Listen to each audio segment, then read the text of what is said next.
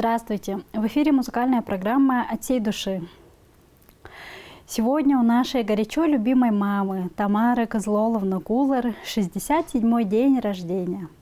Милая наша, родная, любимая мамочка, от всей души и всего любящего сердца поздравляем со светлым, замечательным твоим днем рождения.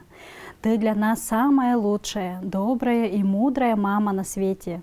Мы тебя всегда считали наилучшим примером достойного человека. Спасибо тебе за постоянную заботу, за правильное воспитание, любовь и доброту, которыми ты нас окружила. Пусть твоя жизнь будет интересной, яркой, светлой и счастливой.